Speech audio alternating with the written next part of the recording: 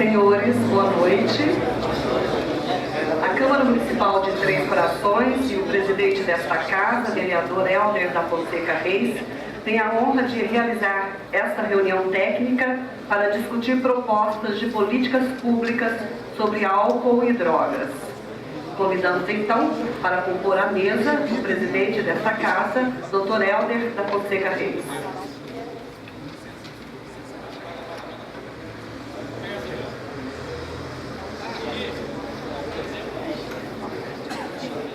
Dr. Helder, por favor, comparecer ao plenário.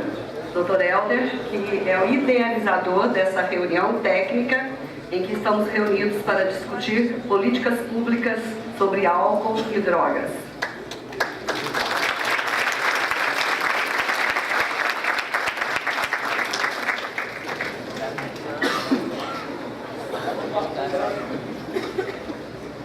Convidamos também para compor a mesa nesta noite os palestrantes convidados por Dr. Helder, a subsecretária de Política sobre Drogas, Fabiane Rodrigues de Oliveira,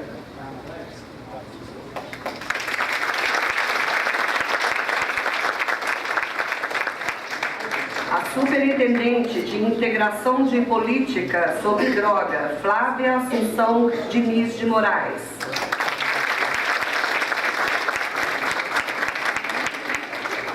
o vereador da Câmara Municipal de Campinas, Nelson Osri,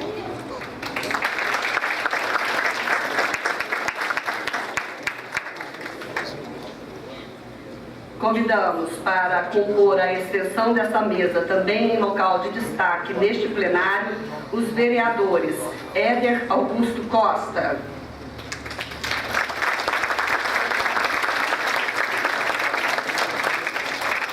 Francisco Carlos Pinheiro,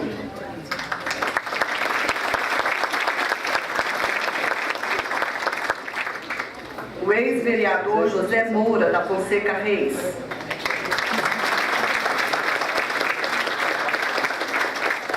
o prefeito de Carmo da Cachoeira, Godofredo Reis,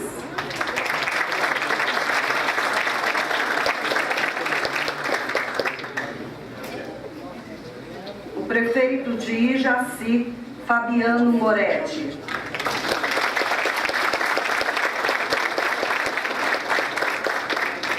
o presidente da Câmara Municipal de Cana Verde, João Batista Cardoso,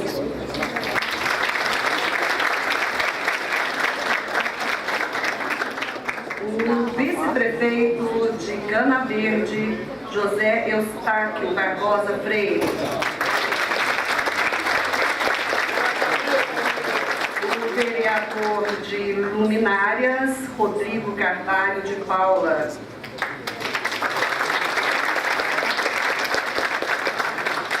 o procurador-geral de Cana Verde, Matheus Freire Pino,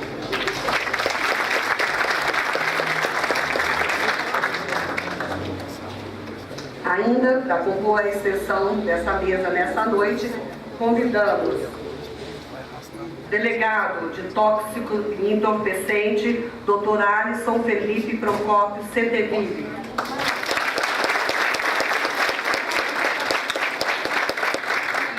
presidente da Ordem dos Advogados do Brasil em Três Corações, Joel Santos de Jesus,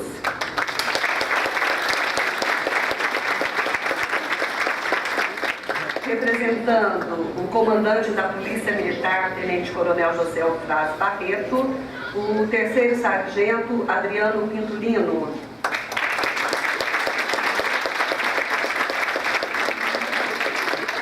representando o comandante do Corpo de Bombeiros, Alex Rezende da Silva, o segundo sargento Cristiano dos Santos,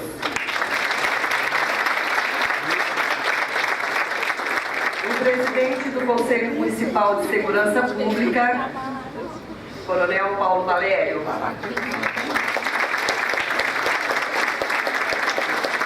convidamos ainda o diretor-geral dessa Câmara Municipal, Gleiser Nares, Gleiser Pereira Chagas, Convidamos ainda o diretor jurídico, Marco Antônio Ribeiro Gibran, Tonhão, e também o diretor administrativo, José Roberto de Paiva.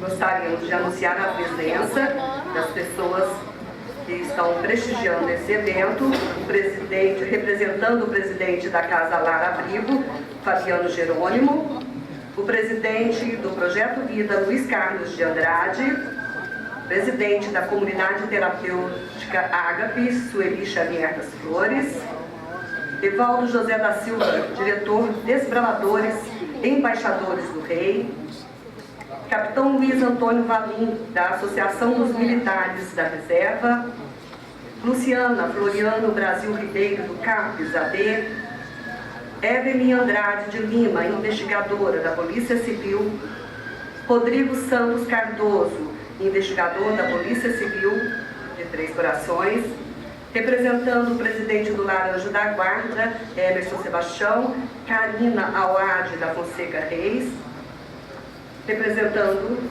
a Escola Municipal, a Escola Estadual Godofredo Rangel, Thaisa Moura, o controlador interno José Júlio, de Cana Verde, e Cabo Lucas Fernandes, da Polícia Militar de Três Corações. Agradecemos também a presença de todos nesse momento. Gostaríamos de ler algumas justificativas de pessoas que mandaram em função de um não comparecimento desse evento. A mensagem da presidente da UTAN, União Tricordiana de Associação de Moradores, Maria Angélica Rafael. Em mensagem, ela diz que recebeu e agradece o convite referente a essa discussão de propostas de políticas públicas sobre álcool e drogas, assunto que, segundo ela, interessa muito, mas que, por motivos de saúde, está impossibilitada de comparecer, mas deseja expressivo sucesso ao evento. Cordialmente, Maria Angélica Rafael.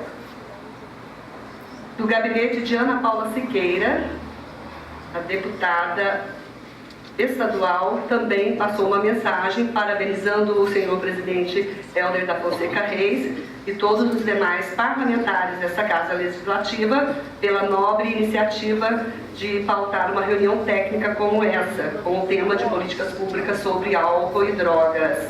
Como vice-presidente da Comissão de Prevenção e Combate ao Uso de Crack e outras drogas da Assembleia Legislativa, reitera a importância deste debate e da discussão de políticas públicas voltadas para esta parcela da população que sofre de forma direta ou indireta com este problema, que não é só de saúde pública, mas também de ordem social e de segurança pública.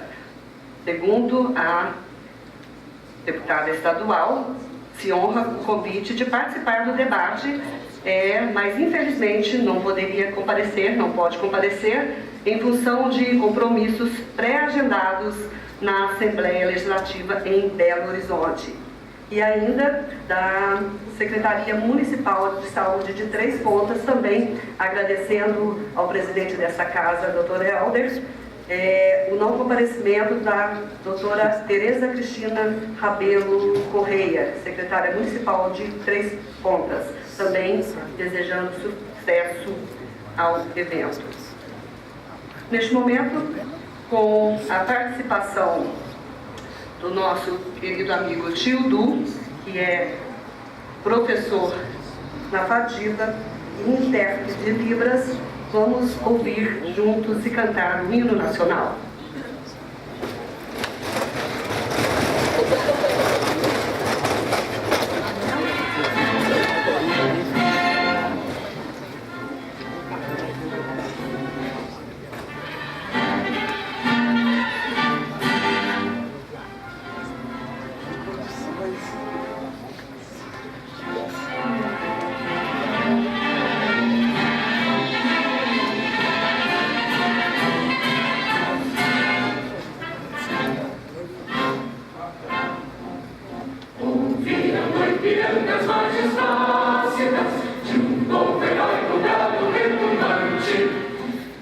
Sol da liberdade.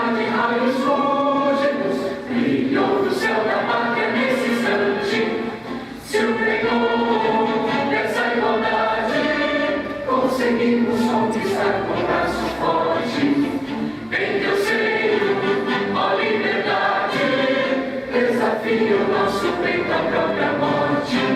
Ó pátria amada, idolatrada, salve, salve. Brasil, um som intenso, um raio vívido, de amor e de esperança a terra desce. Sim, teu formoso céu risonho e límpido, a imagem do cruzeiro resplandece. Gigante pela própria natureza, és ela, és forte, válido, bondoso, e o teu futuro espelha essa grandeza, terra dourada, entre outras mil és do Brasil, a pátria amada, dos filhos deste sol, és uma gentil, pátria amada, Brasil.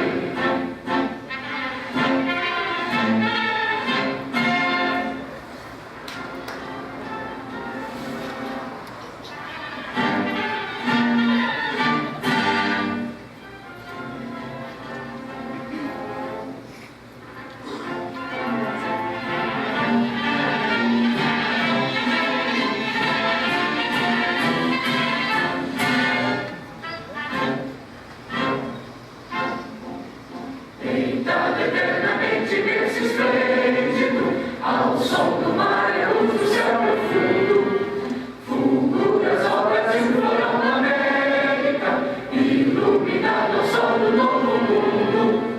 Do que a terra mais a vida, seus risonhos lindos campos têm mais flores, nossos bosques têm mais vida, nossa vida no teu seio mais amores. Ó pátria amada, idolatrada, salve, salve. Brasil de amor eterno seja símbolo, o lábaro que ostenta os estrelados. E diga o verde louco dessa flor, faz do futuro e glória do passado. Mas segues a justiça brava forte, verás que o filho teu não foge à luta, nem teme que te adora a própria morte, terra dourada, entre outras vilas do Brasil, ó pátria amada, dos filhos deste sol és mãe gentil, pátria amada, Brasil.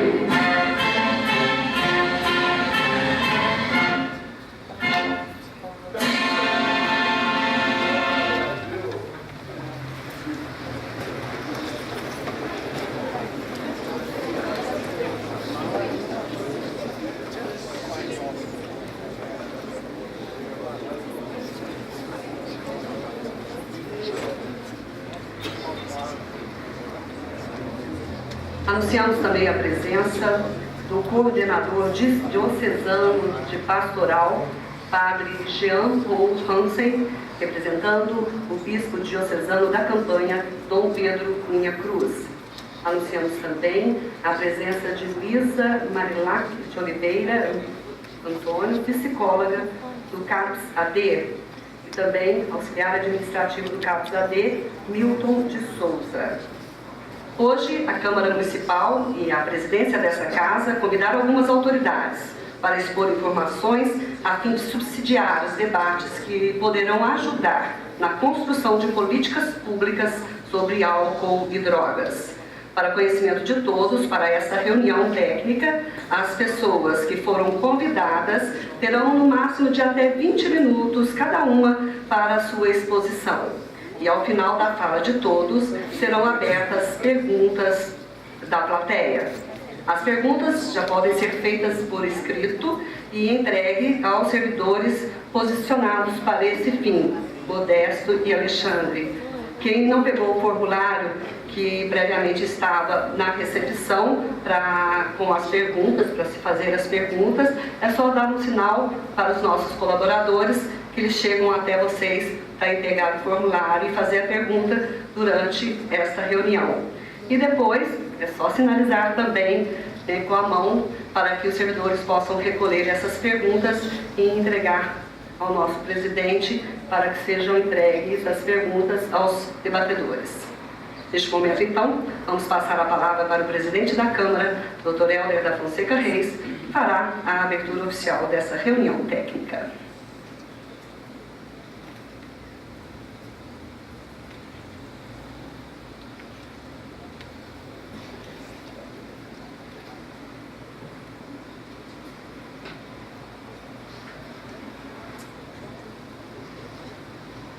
Boa noite a todos.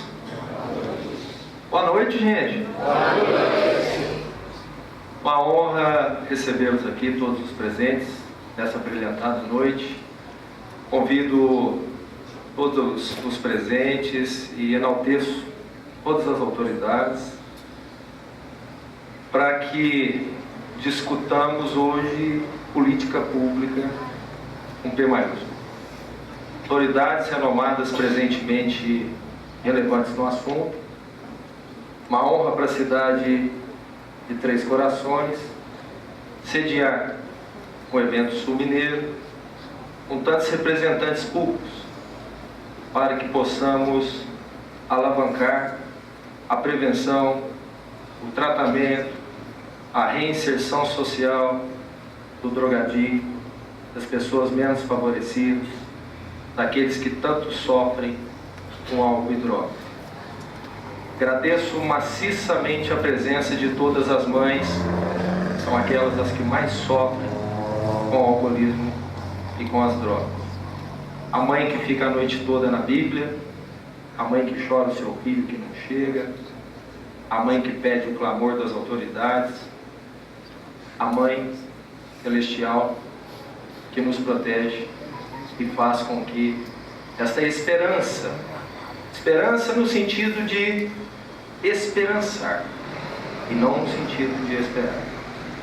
Portanto, não vou delongar nas minhas palavras, visto aos quais os componentes desta mesa, nesta solene noite, estão aqui, trarão à nossa sociedade civil, aos nossos representantes, o que vem acontecendo a nível governamental federal, estadual e as experiências aos quais eles têm para nos enriquecer, para que o nosso sul de Minas, enfim, definitivamente, possamos lutar sempre por políticas públicas preventivas de álcool e drogas.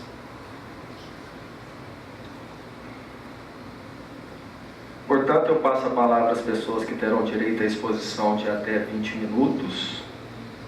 Primeiro, chamamos a subsecretária de Políticas Públicas sobre Drogas, doutora Fabiane Rodrigues de Oliveira.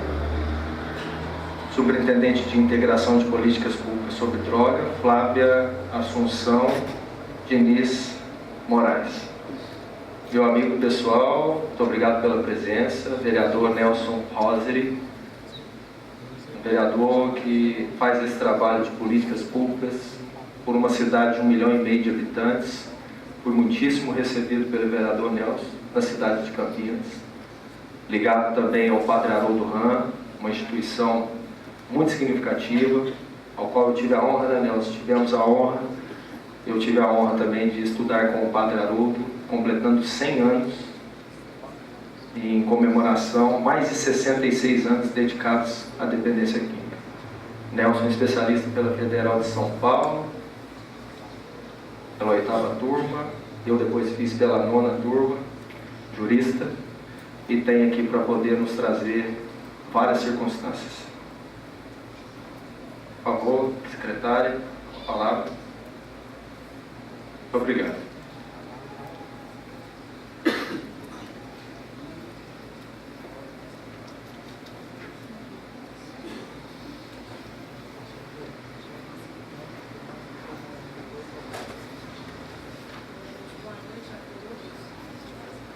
Boa noite a todos.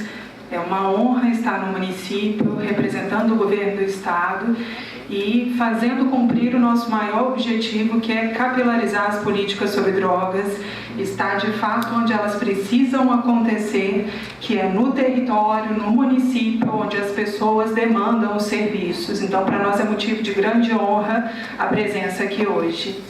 Nós trouxemos uma apresentação muito mais no sentido de orientar a fala, mas o objetivo maior é que a gente consiga abrir um espaço de debate, de ouvi-los e de fazer com que a nossa contribuição se some à contribuição de vocês e que o produto daqui seja um produto construído entre ambas as partes, muito mais do que algo trazido para ser apresentado. A gente quer trazer assim, pílulas para a construção de uma política pública com base na especificidade de cada município.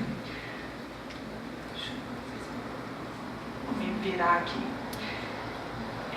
Nós representamos a Subsecretaria de Políticas sobre Drogas. A Subsecretaria de Políticas sobre Drogas é a estrutura temática do Estado para abordar as questões relativas a álcool, tabaco e outras drogas. Em Minas tem uma história muito peculiar nessa política e nós vamos passar aqui slide por slide para vocês entenderem como é esse percurso da política pública sobre drogas no Estado. Acho que não está passando.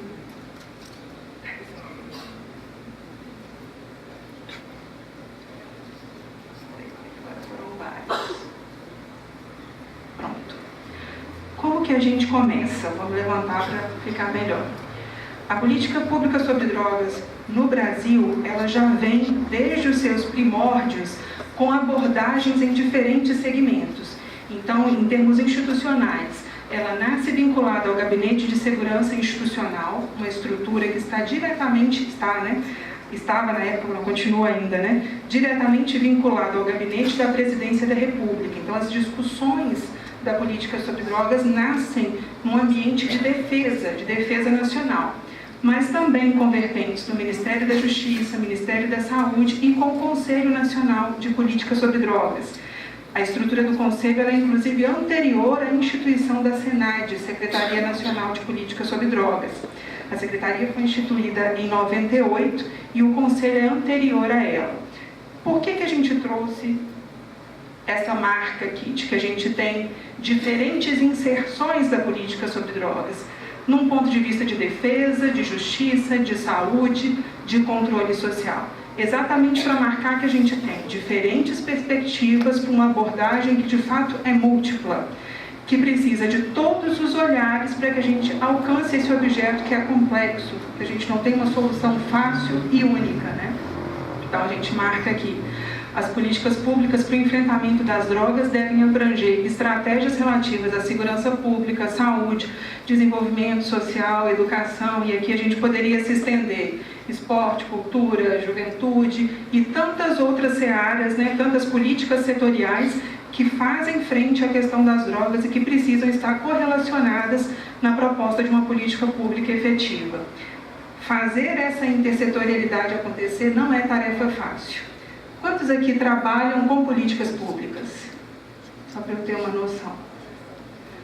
Não muitos, A gente sabe o quanto é difícil fazer essa articulação em rede na prática.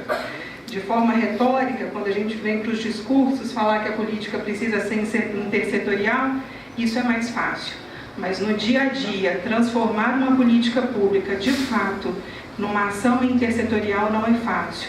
E esse é um dos grandes desafios da política sobre drogas, porque não é só a articulação entre os atores, mas uma estrutura de governança que também consiga perpassar por várias secretarias, por vários órgãos.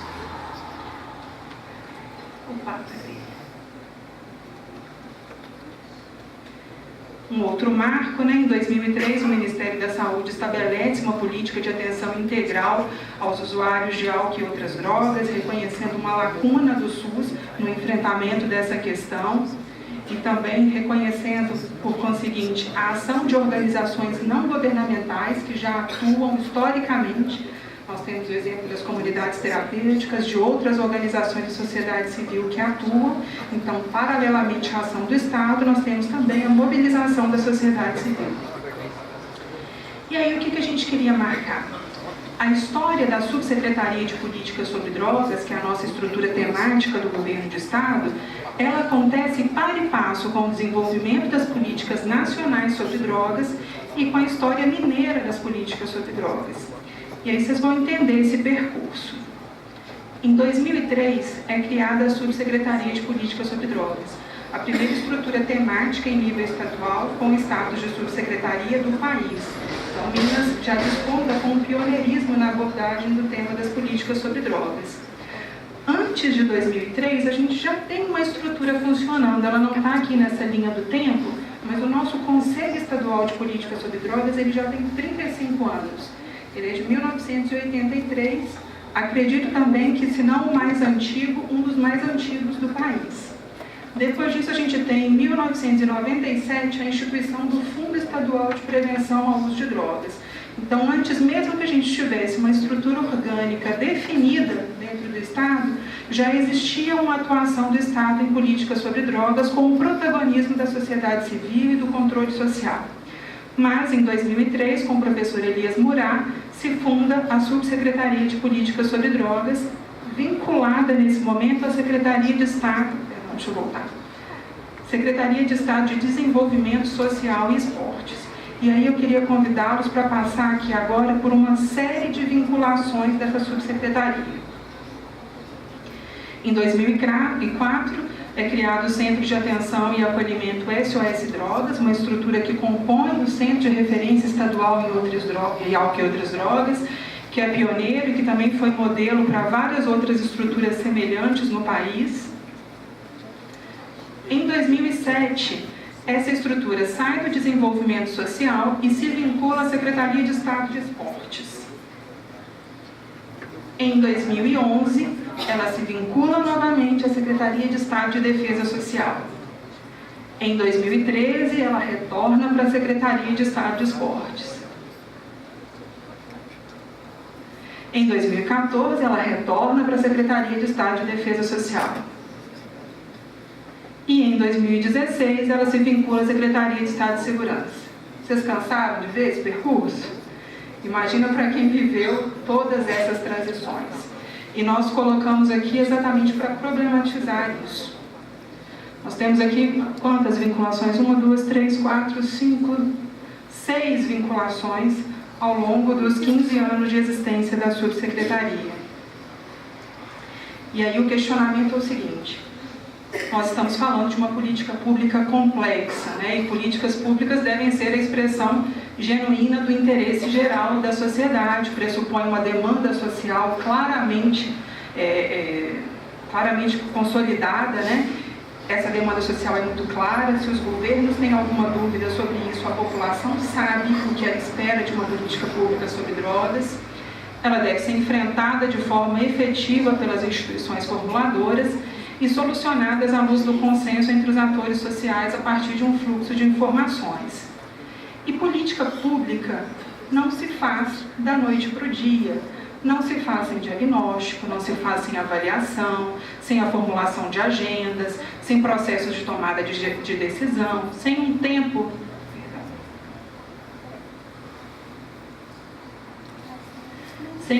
de maturação e de implementação. E aí eu pergunto aos senhores, quando a gente retorna àquela lâmina e nós percebemos todas essas vinculações, é bem provável que nós tenhamos sofrido impactos na consolidação dessa política pública, das sucessivas vinculações a diferentes estruturas. Eu não estou falando do lugar físico dessa política, mas de um posicionamento de governo sobre a importância dela, independente de qual estrutura ela está vinculada. A política pública tem necessariamente que ter essa concretude da informação, da gente saber como o governo se posiciona em relação a essa questão, a essa demanda social.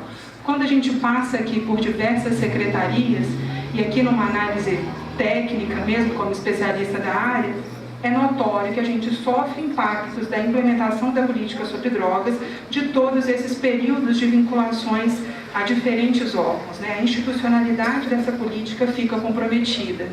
E o raciocínio é o seguinte: se a gente está falando de política pública, que é uma decisão de governo, eu fico muito feliz aqui de estar falando com representantes da Casa Legislativa, com representantes da Casa Legislativa, com tomadores de decisão. Não é possível a gente pensar política pública sobre drogas sem colocá-la em um patamar estratégico de tomada de decisão. Nós temos atores importantíssimos em nível tático, em nível operacional, pessoas que fazem a política acontecer, mas nós precisamos de uma decisão de governo em nível estratégico sobre essa política. Então, eu fico muito honrada quando essa Casa Legislativa nos convida, porque eu entendo que é um passo importantíssimo do município de Três Corações para pensar política pública sobre drogas, com toda a complexidade que essa pauta requer, em nível estratégico de decisão. Eu tenho um slide aqui que é ilustrativo disso. Quando a gente não tem essa decisão em nível estratégico, o nosso trabalho fica mais ou menos assim, como formiguinhas, cada um fazendo a sua parte. Isso não é louvável? É sim, nós sabemos de trabalhos brilhantes que individualmente nós podemos fazer ou que em pequenos grupos nós fazemos. Mas se a gente consegue estruturar essa política de uma forma coesa, com uma unidade de trabalho, com uma decisão estratégica bem formulada, é muito possível que os resultados que a gente tem de alcançar sejam muito maiores e muito mais efetivos para a sociedade. Então a gente coloca aqui essas setinhas desordenadas, que é mais ou menos o que a gente vive em muitos momentos da formulação dessa política, né? Quando a gente não tem o desenho estratégico, os esforços não são canalizados para a mesma direção. Então, muitas vezes a gente tem um dispêndio de energia muito grande, mas a conclusão dos resultados ela é pouco efetiva, porque não existe sinergia nas respostas. Então, o convite é que a gente pense política sobre drogas com a seriedade que essa pauta requer, que é tratá-la em nível estratégico. Deixa eu voltar. Tratá-la em nível estratégico, definir em termos de planos e programas ações em nível tático e executá-los em nível operacional de forma sinérgica. Sem isso, certamente a gente vai continuar perpetuando uma estrutura de formiguinhas. Que não dá resultado? Não, é mentira, a gente sabe que dá resultado, mas são resultados aquém do que a sociedade nos demanda. E aí, para a gente ter mais tempo de debate, eu vou passar muito rapidamente por essas lâminas que falam das competências da subsecretaria. Então, hoje, depois daquela trajetória, nós estamos vinculados à Secretaria de Estado de Segurança Pública. E a vinculação da pauta à segurança pública é de fácil comprovação. Nós sabemos de todos os impactos do uso e abuso de drogas e das questões advindas do tráfico na pauta da segurança pública. Também seria fácil a gente justificar em outras secretarias de governo, mas na segurança pública isso fica muito claro, né? Então, a nossa atribuição regimentada por um decreto, eu não estou muito habilidosa para acertar isso daqui. Promover políticas públicas sobre drogas de modo a prevenir seu uso e atender e reinserir socialmente usuários e dependentes. E aí passando por uma série de etapas de prevenção, de acolhimento, de reinserção social, de fomento às atividades de controle social. Em nível macro, é função do Estado, no que diz respeito à Subsecretaria de Política sobre Drogas, coordenar, planejar e acompanhar a política pública sobre drogas. Percebam que não é função do Estado, de forma direta, a execução, mas a coordenação em nível estadual, regional e local das ações relativas à política sobre drogas, o que é uma tarefa árdua, uma tarefa dificílima, porque a gente precisa transversalizar essa pauta. Então, é fundamental que a gente consiga conversar com a Secretaria de Saúde, conversar com a Secretaria de Desenvolvimento Social, de Educação e tantas outras que perpassam a questão das drogas. Como a gente estava falando anteriormente, essa não é uma tarefa fácil. A gente consegue sentar e discutir sobre drogas com amigos, em algumas outras searas, mas quando a gente envolve tomada de decisão, recurso público, isso não é uma estratégia tão fácil de ser colocada a cabo, mas a gente vem desde 2003 buscando fazer a coordenação dessa estratégia no Estado.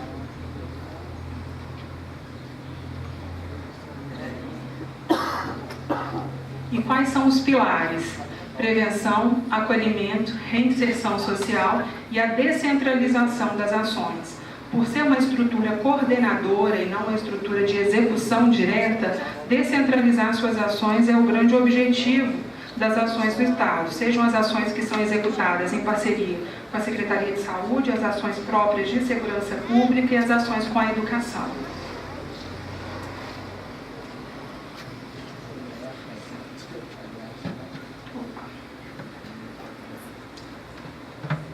Nós temos alguns equipamentos que referenciam a execução das ações. Um núcleo de gestão de ativos apreendidos e perdidos em favor da União. A partir desse núcleo, a gente busca pegar o insumo que vem da própria estrutura da organização criminosa e reverter isso para a estrutura de política pública sobre drogas, nas ações de prevenção. Então, veículos apreendidos e outros ativos são revertidos para a política pública sobre drogas. Nós temos um centro de acolhimento para atendimento direto ao cidadão, as famílias, especialistas, estudantes que buscam informações sobre drogas. Esse centro está dentro da estrutura do centro o SOS Drogas, né, que é essa estrutura de atendimento direto, ela faz parte do Centro de Referência Estadual. Um trabalho de apoio aos conselhos municipais de política sobre drogas, que são a nossa estrutura ponte entre a estrutura do Estado e a administração pública local. E a Rede Complementar de Suporte Social na Atenção ao Dependente Químico, que é o nosso programa pioneiro desde 2005 no financiamento de organizações da sociedade civil para atuação em álcool, tabaco e outras drogas em diferentes frentes de prevenção, acolhimento e reinserção. Flávia é a superintendente dessa área, ela vai discorrer um pouco mais sobre a Rede Complementar. Antes de passar a palavra para a Superintendente de Integração de Políticas sobre Droga, Flávia Assunção Diniz de Moraes, eu gostaria de agradecer a presença da ex-vereadora Chica Lodonho, também presente nesta reunião, e também do ex-vice-prefeito Cosme Ferreira do Nascimento, e ainda dos vereadores mirins, da Câmara Mirim, daqui de Três Corações, que também prestigiam esse evento. Gostaríamos de agradecer a presença de vocês, meninos, que precisam se retirar, porque a van que os leva em casa já está aguardando vocês. Muito obrigada pela presença dos vereadores mirins, sempre presente também nas reuniões dessa casa. Com a palavra, a Superintendente de Integração, então, de Política sobre Drogas, Flávia Assunção Diniz de Moraes. Boa noite a todos. Quero agradecer em nome do Dr. Helder o convite, agradecer toda a sua equipe e agradecer a todos a presença de hoje.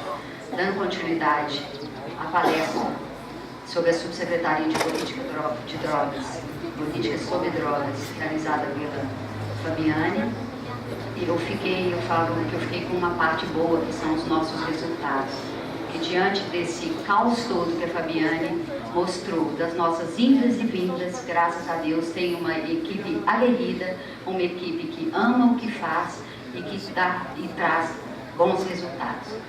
Mas antes de falar dos resultados em si, eu quero falar só um pouquinho da Rede Complementar de Suporte Social na atenção dependente químico. O nome é grande. A rede foi criada em 2005, via decreto 4407, e ela tem como finalidade construir uma rede de cooperação técnica com parceiros que seja na área de acolhimento, na área de prevenção e na área de reinserção social. Parceiros da sociedade civil, parceiros de órgãos estaduais e municipais, órgãos governamentais, e demais pessoas que queiram agregar a essa rede complementar. Falando um pouquinho das nossas... Acho que para baixo. Vamos lá. Aqui. Falando um pouquinho dos nossos resultados alcançados, isso foi no ano de 2018. Esses resultados estão postos no PPAG, que é o Plano Plurianual de Governo. Nós tivemos, em 2017, um edital de chamamento público, do qual nós fizemos parceria com 48 entidades, sendo 28 de acolhimento, 9 de prevenção e 11 de reinserção. E os resultados estão... Nossa, peraí.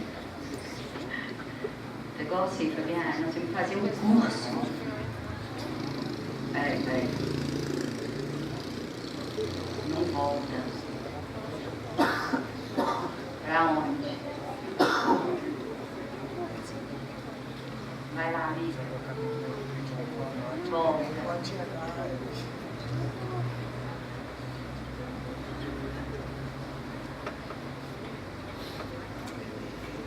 deve estar com muita força, disparou. Mais um. Então, igual como eu estava falando, nós fizemos 48 parcerias via edital de chamamento público, sendo 28 na área de acolhimento, 9 na área de prevenção e 11 na área de reinserção social. E tivemos 59.451 procedimentos realizados nessas 3 áreas. Na área de prevenção, eles faziam um trabalho voltado para capacitação, treinamento, esporte, lazer, cultura, acolhimento. São acolhimentos realizados pelas organizações da sociedade civil em atenção em álcool, tabaco e outras drogas, chamadas comunidades terapêuticas, e de reinserção social, um trabalho de qualificação profissional, elevação de escolaridade e qualificação e geração de emprego e renda. CREAD é o nosso Centro de Referência Estadual em Álcool e Drogas, é a porta de entrada da Subsecretaria de Políticas sobre Drogas. Fabi já falou, lá faz um trabalho de orientação, tanto para o usuário quanto para os familiares, faz um trabalho de indicação e encaminhamento para acolhimento em comunidade terapêutica, como também para todos os parceiros envolvidos na temática, sendo CAPS, CRAS, CREAS, hospitais gerais, grupos de mútua ajuda, todos eles estão inseridos nesses 14 mil de pessoas que passaram por lá e foram, de alguma forma, acolhidas. E 6.100 alunos participantes da Maratona de Prevenção, que é um trabalho que a Subsecretaria faz especificamente na área de prevenção, junto à Secretaria de Educação, para capacitação de professores, corpo discente, docente e também a comunidade escolar, no trabalho de prevenção de uma maneira lúdica, esportiva, onde participam todos os alunos de ensino fundamental e ensino médio.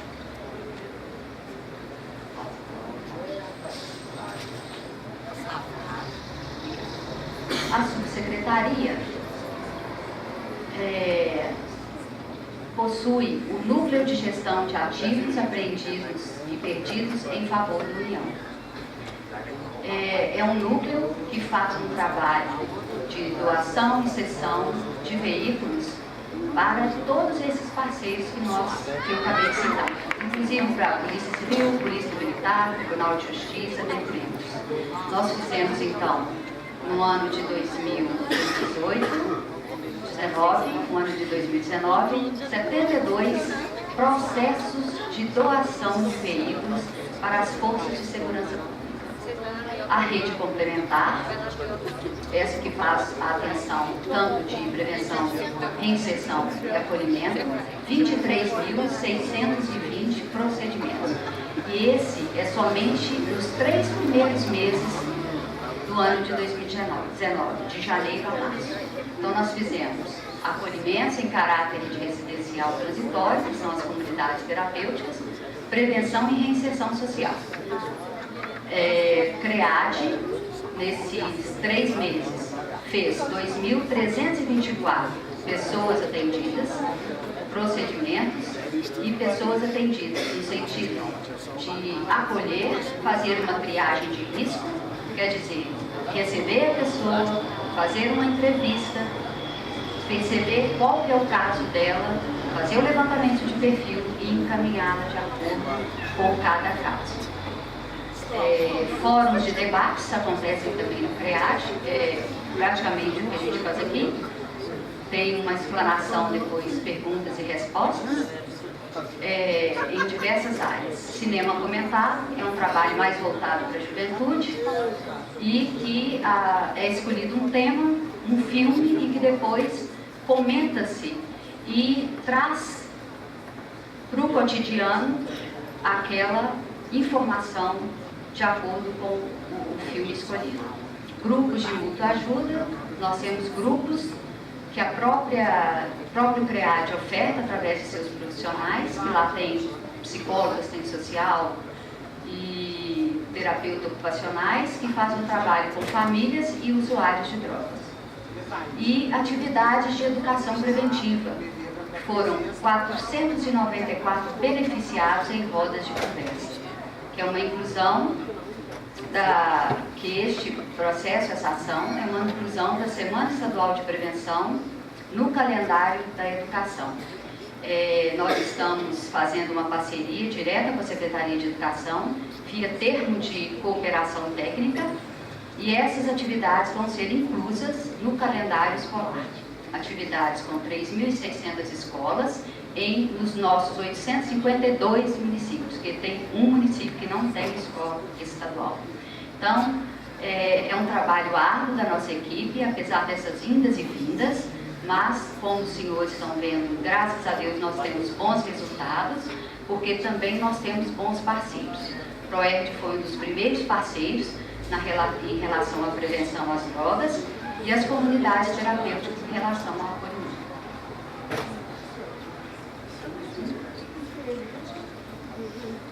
E agora a Fabi vai falar sobre a nossa vinculação, que é um momento de transição desse novo governo, para uma outra secretaria. Obrigada. Só para finalizar, nós abrimos novamente para o debate. Novamente em 2019, nós estamos em um momento de transição, foi aprovada a reforma administrativa na Assembleia do Estado de Minas Gerais e há uma proposta para a sanção ainda do governador de vinculação da subsecretaria à Secretaria de Desenvolvimento Social. Então a gente vai ter mais uma caixinha de vinculação aqui.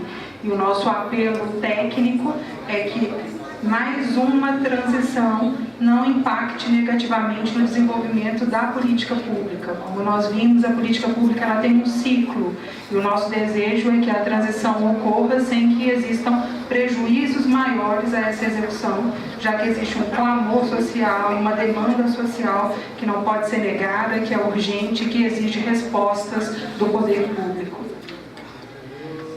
Só uma questão de perspectivas, né? Tem a ver com a missão e com a visão da subsecretaria. A perspectiva é se solidificar enquanto referência na temática de álcool e outras drogas e essa decisão de governo sobre qual a posição do Estado em relação à política pública, que lugar essa temática ocupa no Estado, ela faz parte desse movimento de solidificação da temática. Outra perspectiva é consolidar o foco estratégico da política no campo da prevenção e da reinserção social e produtiva. Desde 2017, 70% dos nossos atendimentos são em prevenção e reinserção. Isso mostra um foco, uma crença que é acreditar que a prevenção é o caminho e que a reinserção ela precisa ser tratada com seriedade.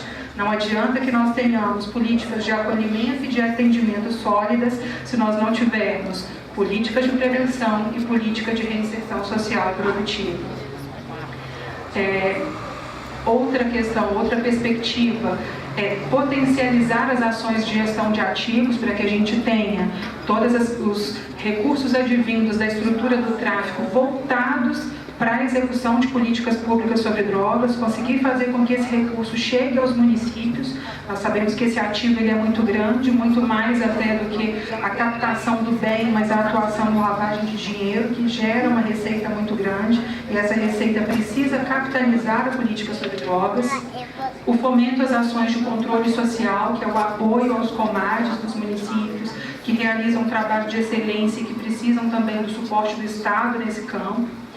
E aqui uma crença pessoal em que nós conseguimos levar essa sementinha para a nossa estrutura da subsecretaria, que é a crença de que política pública se faz com base em evidência científica. Então a gente precisa ter pesquisas que auxiliem na formulação de políticas públicas eficazes. Então essas perspectivas norteiam o nosso plano estratégico para o próximo ano. Isso, mas tem algumas imagens que são ilustrativas de ações. Está aqui um amigo legal para os amigos da PM. A PM é sempre uma parceira muito importante. Essas fotos ilustram uma atividade que se chama Maratona da Prevenção, que está sendo constituída como um programa em parceria com a Secretaria de Estado da Educação. Esse programa tem toda uma formulação de marco lógico que está sendo realizado em parceria com a Fundação João Pinheiro.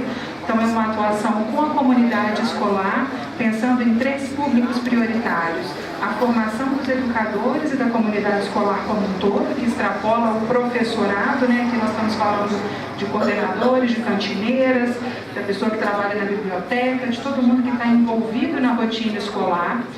Uma atividade com os alunos que utiliza recursos e ferramentas lúdicas e interativas para trazer a discussão de álcool e drogas para esse público, e um trabalho de articulação com as redes locais de atenção, para que a escola perceba que rede de suporte ela tem ao seu redor.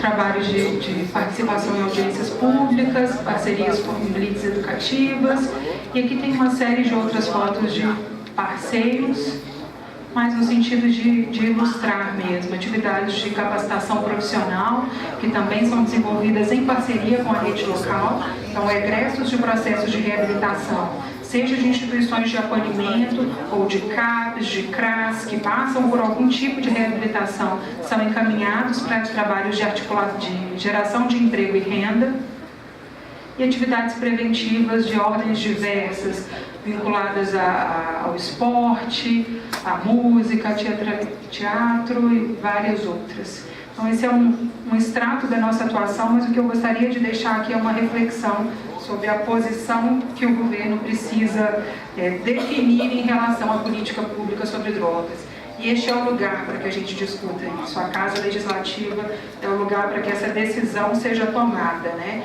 E eu fico muito feliz da gente estar aqui podendo franquear a palavra e ouvir da sociedade, discutir com outros especialistas sobre uma posição de governo a respeito da política pública sobre drogas. Muito obrigada.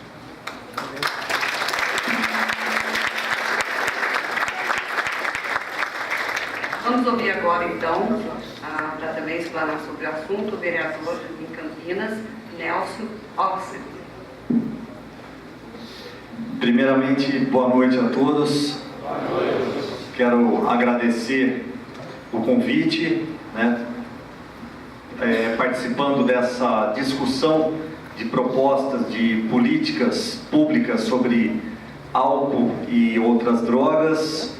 Quero, em nome do presidente da Câmara, Helder, cumprimentar as demais autoridades. Cumprimento aqui também e parabenizo pela excelente explanação a subsecretária de Políticas sobre Drogas, Fabiane Rodrigues, a superintendente de Integração de Políticas sobre Drogas, Flávia Assunção Diniz de Moraes. Meus parabéns.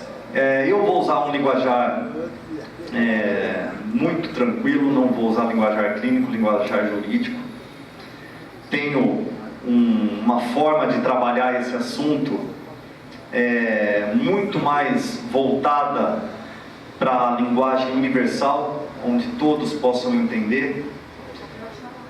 Acredito na recuperação de qualquer ser humano. Eu não tenho a receita para resolver o problema das drogas e acredito que vocês também não tenham. Nós temos algumas ferramentas a apresentar e essa união ela é muito importante para que esse cardápio possa ser disponibilizado para essas milhões de pessoas que vivem desse pior mal do século, que é o problema das drogas. Nós sabemos aqui que o problema da droga, vocês estão cansados de ouvir isso, não atinge apenas o usuário, aquele que se torna dependente, mas atinge toda a sociedade, as pessoas que estão ao seu redor. E por isso é muito importante debates dessa magnitude, para que a gente possa trazer informação, compartilhar experiências e assim poder ajudar aqueles que querem ser ajudados. Existe uma frase de Narcóticos Anônimos que diz: quer usar droga, o problema é seu. Quer parar, o problema é nosso. Então vamos ajudar quem quer ser ajudado. Às vezes o dependente químico não reconhece a sua impotência perante a droga, mas o seu familiar quer uma estratégia para tentar fazer ele reconhecer e aceitar ajuda. E nós estamos aqui para isso. Eu não entrei nesse meio do nada. Eu entrei porque eu tive um problema dentro de casa. Como todo ser humano, todo brasileiro, só acredita quando acontece com ele. Então eu tive dentro da minha casa, não sabia o que fazer, graças a Deus a minha família conseguiu enfrentar o problema de frente, passamos a falar a mesma língua, essa pessoa aceitou o tratamento depois de várias situações de desconforto, a ponto de eu ter que dormir no clube para não dormir na minha casa. Porque na minha casa não tinha paz. Onde tem droga não tem paz, não tem harmonia, não tem alegria. Mas a minha família falou a mesma língua, essa pessoa aceitou ajuda, hoje é a melhor pessoa do mundo, foi o que me trouxe a me dedicar a essa área.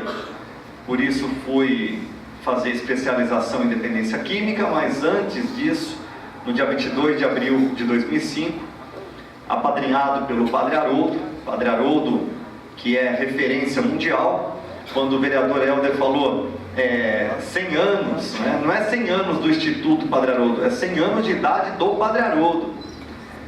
Um senhor totalmente lúcido, uma pessoa de uma lucidez assim absurda. Se você encontrar ele hoje, conversar com ele 1 minuto, e daqui 10 anos você encontrar com ele, ele lembra de você. E ele fala muito daquilo que você conversou com ele. É uma pessoa fora do normal. Até os seus 93 anos ele andava de bicicleta, fazia yoga, plantava bananeira e andava de bicicleta. Hoje está com 100 anos, infelizmente tendo as suas dificuldades de mobilidade. Quero também aqui aproveitar e cumprimentar o intérprete de Libras. É muito importante que a informação chegue para todos. Lá na Câmara Municipal de Campinas eu tenho um projeto para as comissões terem intérprete de Libras, porque o intérprete de Libras lá é só nas sessões. Sessões lá são toda segunda e quarta, começa às 18 horas e vai até às 9, 9h30. Depende ali da pauta. Mas durante as comissões, não tem o intérprete de Libras, e é muito importante.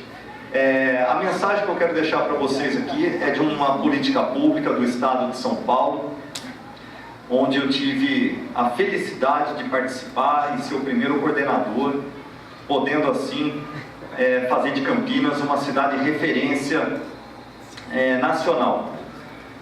No mesmo sentido, como estou aqui em Três Corações, já percorri outras cidades de Minas Gerais, já participei, além de Minas, Tocantins, Maranhão, sempre levando essa política que se tornou referência. Eu falo referência porque no ano de 2009, logo que eu assumi a Coordenadoria de Prevenção às Drogas em Campinas, e até então essa coordenadoria não existia, então eu propus criar a coordenadoria e criar um cargo de coordenador. E eu com aquela vontade de resolver o mundo, e essa é a vontade naturalmente de quem tem paixão pela causa, que é resolver tudo, eu dei de frente para o muro, porque eu comecei a ver que precisava de assistência social, precisava de psicólogo, precisava de uma equipe para poder ajudar. Ninguém sozinho vai resolver esse problema tão delicado e que persiste aí já há muitos anos. Então, foi sendo montada aquela equipe, assistente social chegou, psicólogo chegou, começamos a fazer uma triagem, já tirei de cara a questão da avaliação socioeconômica, porque às vezes chegavam os caras lá de BMW, e todo mundo, não, esse tem dinheiro, esse aí tem condição de pagar, manda ele para particular. Só que às vezes o pai não ajudava mais. E o dependente não tem dinheiro. Quando o pai cansa, meu amigo, esquece. O jovem não dá conta de pagar. Uma internação hoje está na faixa de R$3.500, R$4.000, R$10.000 mês. Só os dependentes VIPs, Fábio Assunção, Casagrande, esses têm condição de pagar. O menos favorecido, aquele anônimo, tem todas as dificuldades do mundo. E muitos deles acabam caindo na criminalidade e na violência. E muitos deles a gente acaba encontrando ali na Fundação Casa, no presídio, no sistema prisional. E aí vem aquele discurso, ele não deveria estar aqui preso, ele deveria estar se tratando. Mas se ele cometeu um crime e o Estado pecou em não tomar uma medida e intervir naquela situação, é óbvio que ele vai acabar caindo num presídio e numa Fundação Casa. Existe um lenga-lenga já muito tradicional, muito histórico nas prefeituras, nas mais diversas prefeituras de cidades pequenas, cidades médias, cidades grandes, Campinas, uma metrópole com mais de 1 milhão de habitantes, mais de 1.200.000 habitantes, que vivem uma situação muito delicada com a questão das pessoas em situação de rua. E quando nós encontramos aquelas pessoas em situação de rua, o lenga-lenga que eu falo, que já vem de tempo, é entre assistência social e saúde. A assistência social, quando ela vê a pessoa em situação de rua, muitas das vezes ela fala, é um problema de saúde pública, ele é dependente químico. Aí o profissional da saúde, muitas das vezes olha e fala, mas ele está na rua, o problema é social. Nesse meio tempo, meu amigo, o dependente químico, ele vai cometer um ato de violência, um ato de criminalidade para sustentar o vício, porque ele não tem dinheiro para comprar. E a maioria daqueles dependentes químicos que estão em situação de rua, que hoje em Campinas é 80% dos moradores de ruas, pessoas em situação de rua, são dependentes de álcool e crack, que são as duas drogas mais baratas. Eles não vão esperar a saúde e a assistência decidir. O que acontece então? Ele comete um ato de violência e criminalidade, é polícia. Questão de violência e criminalidade é questão de polícia. Então o Estado ele precisa começar a trabalhar de uma forma mais rápida. Essas duas secretarias que eu mencionei, elas precisam se entender, precisam falar a mesma língua. As coisas precisam andar para frente.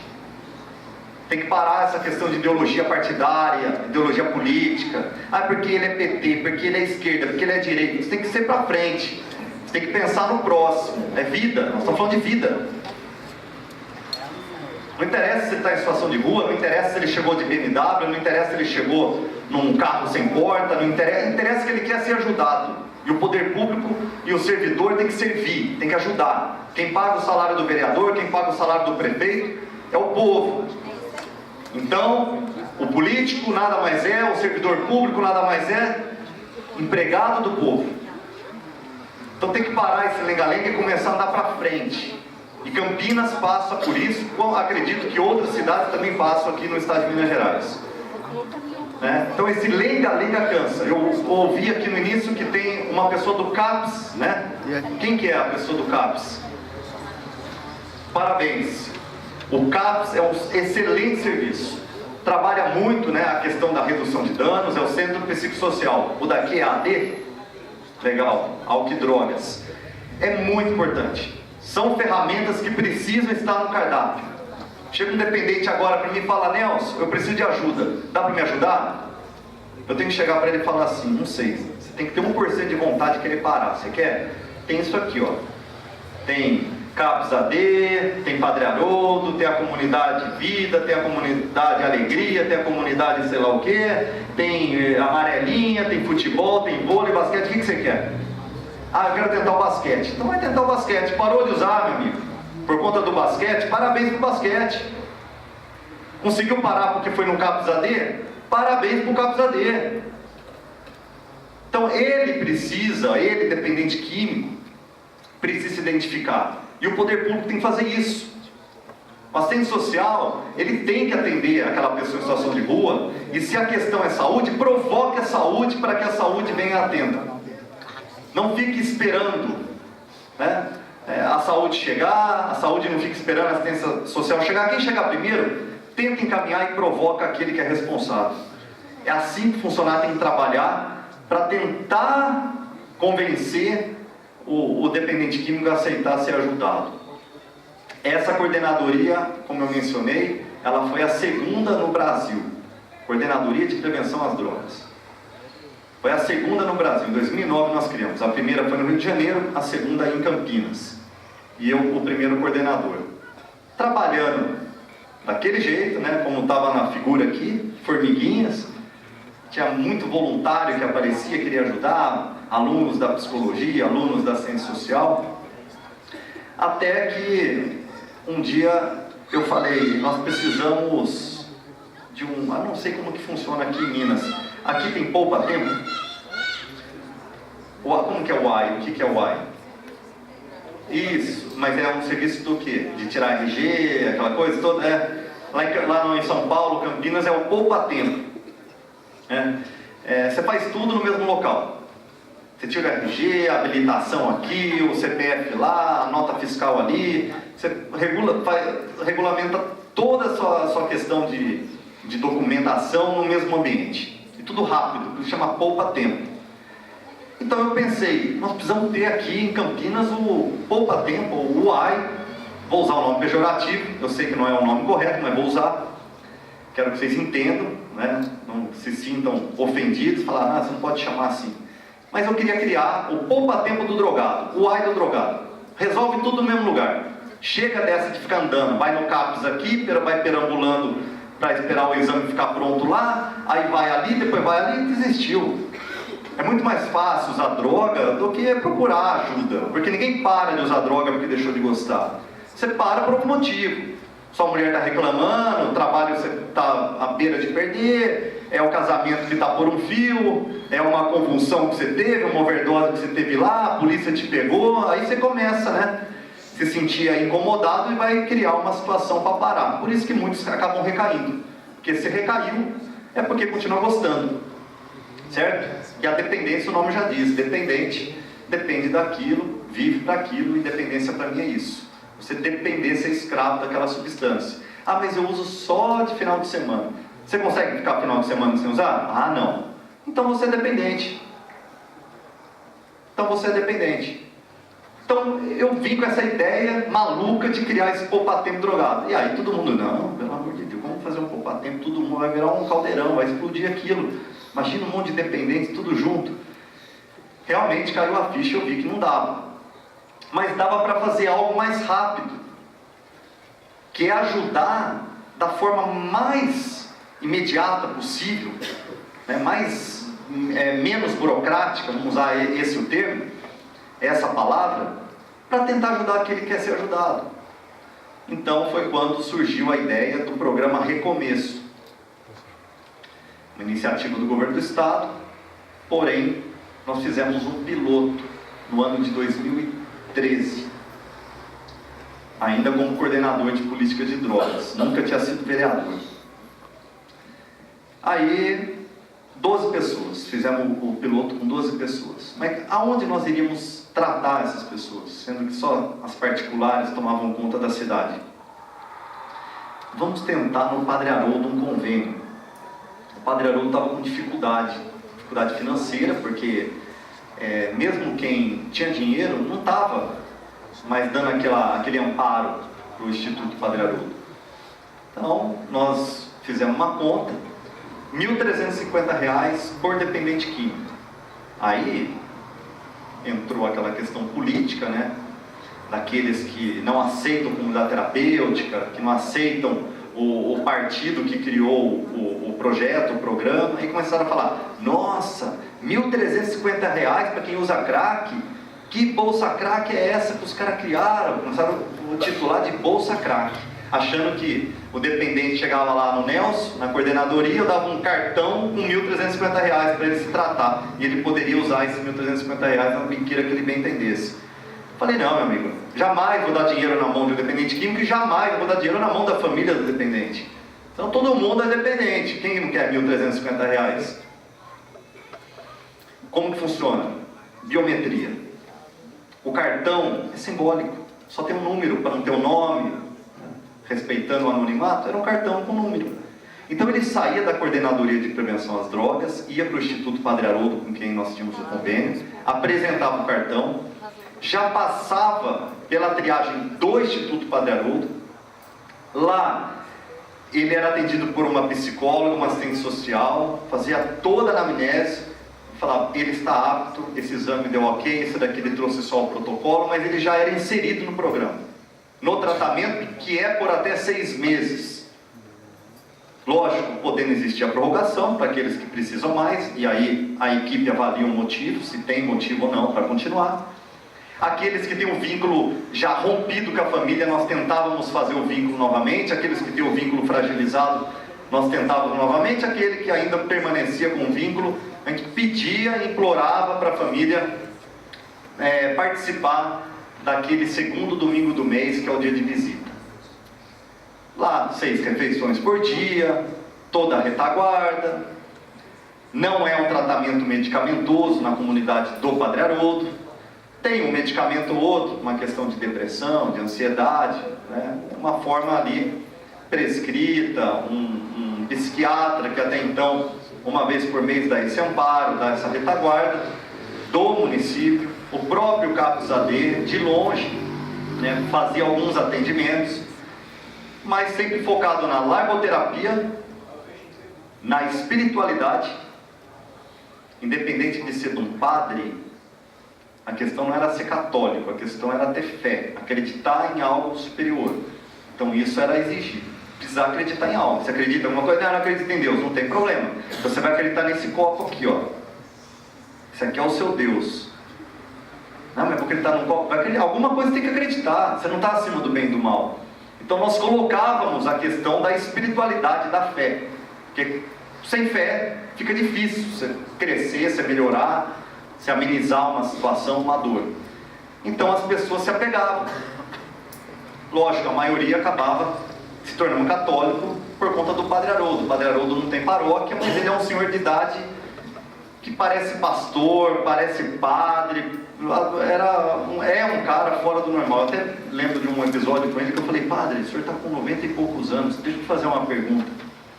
O senhor não acha que a igreja católica tem que mudar um pouco? Os padres têm que poder casar, tudo? Ele falou: não, agora não, porque agora eu estou com 94 anos, agora não tem mais essa ideia de casar, pelo amor de Deus, né? Mas lá quando eu estava com meus 40 e poucos anos, ele é texano, ele veio do Texas, né, Estados Unidos, e aí ficou em Campinas, ele está lá em Campinas há 40 anos. E é uma pessoa fantástica, uma pessoa que, olha, de verdade, se você tiver a oportunidade de entrar no Google, digitar lá o nome dele, Padre Haroldo Campinas, ou Padre Haroldo e Nelson, ou Padre Haroldo Ram, né, que é um pouquinho mais difícil, mas digita lá que o Google corrige. E vocês vão ver, ele foi no Jô Soares, plantou bananeira, enfim, deixa eu adiantar aqui, senão eu acabo mudando a conversa.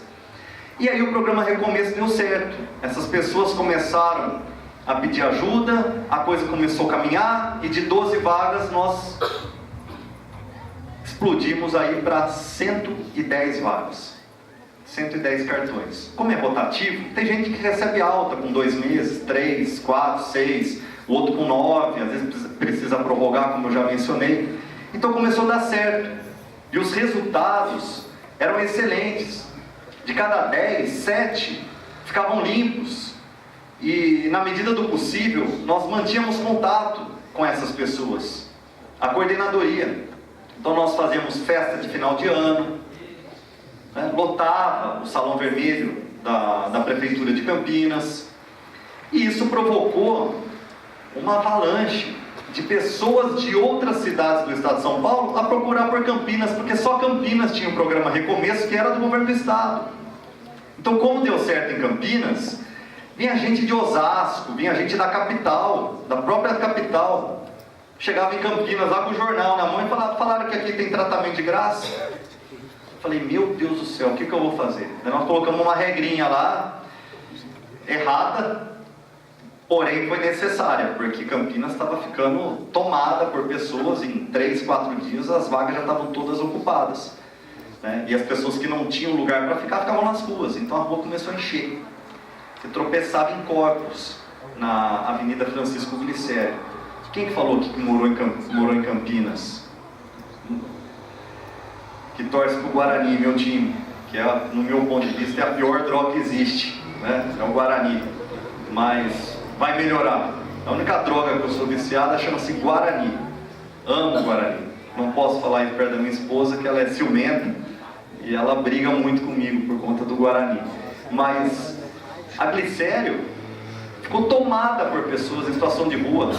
Eu lembro de um morador de rua que conseguiu realizar os exames devido à lotação nos postos de saúde, não tinha frasquinho para exame de urina, entrou uma crise que ele conseguiu fazer no particular pedindo dinheiro no sinaleiro. Ele chegou lá com todos os exames prontos. Eu falei: meu Deus do céu, o cara está em situação de rua, veio de fora e conseguiu realizar. Só que a gente usou da regra que o programa Recomeço era só para quem tinha residência em Campinas. Aí acalmou um pouco, provocou outras cidades a obter o programa Recomeço. E hoje, se eu não me engano, estamos com 66 municípios com o programa Recomeço. Hoje atendemos pessoas de outras cidades, óbvio, porque o programa é do Estado, você não pode não atender. Porém, as pessoas de Campinas têm um acesso mais tranquilo, porque outras cidades da região metropolitana também têm o programa Recomeço, e isso acaba amenizando um pouco essa migração de pessoas que acabam chegando em Campinas para procurar ajuda. Esse programa, ele cresceu porque você tem que ter atitude, você tem que ter ideia, e eu gosto disso. Logo eu comecei com um ônibus chamado Crack é Possível Vencer, da Guarda Municipal. Fizemos uma parceria com a Guarda e fomos com um ônibus para as ruas. Parava esse ônibus, ele tinha todo o amparo para poder receber o dependente químico, atendíamos o dependente químico dentro do ônibus, pessoas em situação de rua, a dona Maria que viu na televisão, olha, o ônibus vai estar em tal bairro, vai estar em tal região. Ela ia lá pedir ajuda para o filho, nós conseguimos direcionar pessoas profissionais para conversar com essa dona Maria na casa dela. É um trabalho de formiguinha, mas é um trabalho que dá resultado. E chega uma hora, sem perceber, não é mais um trabalho de formiguinha. É um trabalho que você está ajudando e dando oportunidade para muitas pessoas se livrarem, e o principal, de forma gratuita. Ficando na terceira melhor comunidade terapêutica do mundo, que é o Instituto Padre Haroldo. Instituto esse que recebeu já inúmeras personalidades, acaba movimentando pessoas a conhecer. Enfim, o programa deu certo, aí eu apresentei o Recomeço Família, que era um cartãozinho também. A família ela recebeu um cartão e tinham cores, o verde, o amarelo e o azul. São estágios. Então, primeiro estágio, a pessoa frequentava o cartão verde. Então ela ficava lá por 2 meses, completou 2 meses, ela já passava para o cartão amarelo, verde, amarelo e azul. Aí ela ia para o amarelo. Nesse período ela ficava 2 meses.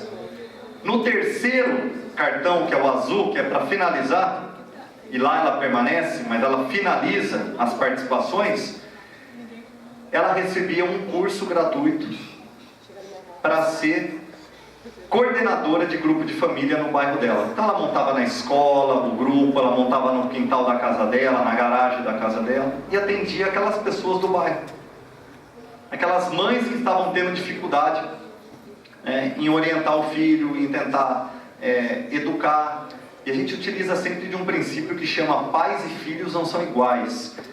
Colocando o quê? A responsabilidade para os pais. Os pais precisam legislar, colocar regra e fazer valer. Tem muito pai que quer ser amigo do filho, mas esquece que amigo ele tem na escola, tem no futebol, e vai deixando o menino fazer tudo. Aí na hora que o menino começa o primeiro contato com a droga, que normalmente é dentro de casa, com o álcool, aí o pai quer colocar o stop, quer falar não, mas aí já foi. Aí ele já experimentou, aí ele já gostou, aí ele já está bebendo fora, e aí você já não é mais o amigo dele. Aí você já não é mais o pai legislador. Aí você é o pai que vacilou, vai ter um problema familiar, porque o pai vai culpar a mãe vai culpar o pai. Uma hora vai culpar o político, vai culpar o diretor da escola, vai culpar o amigo que usa maconha, e aí o negócio já está todo desandado. Então a gente usa muito desse princípio que chama pais e filhos não são iguais. É fazer o pai se posicionar como pai. Quando eu falo pai aqui, eu estou falando pai, falando mãe. Eu tive casos, por exemplo, de mãe que brigava com a filha por conta de roupa para ir na balada. Isso não é relação de mãe e filha. Nós tivemos um caso de mãe brigando com filha por conta de namorado. Isso não é relação de mãe e filha. Tem uma cidade próxima de Campinas, que ela tem toda uma cultura etílica, bastante bebida alcoólica. Tinha campeonato de pai contra filho para ver quem bebia mais, com o SAMU parado do lado. SAMU, a ambulância, né? Então assim, isso não é relação de pais e filhos, a gente precisa educar. Porque se o pai não é educado, como que ele vai educar? Então esse grupo, ele ajuda bastante, colocar regra, fazer valer, mexer na coisa dos filhos. Ah, mas eu vou mexer na coisa do meu filho? Lógico, Quem manda na casa de vocês? Então mexa, está desconfiando? Chama, Conversa, abre a meia dele lá, vê se não tem maconha. Não estou falando para você bagunçar o quarto dele, mas mexa. É melhor você pegar ali na raiz e resolver o problema, buscar ajuda na hora certa, do que depois que está vendendo tudo. Eu vou passar para vocês algumas estatísticas. Essas estatísticas tem Campinas e tem também Brasil. Tem um trocador? Onde que é? Vai para frente. Vamos lá.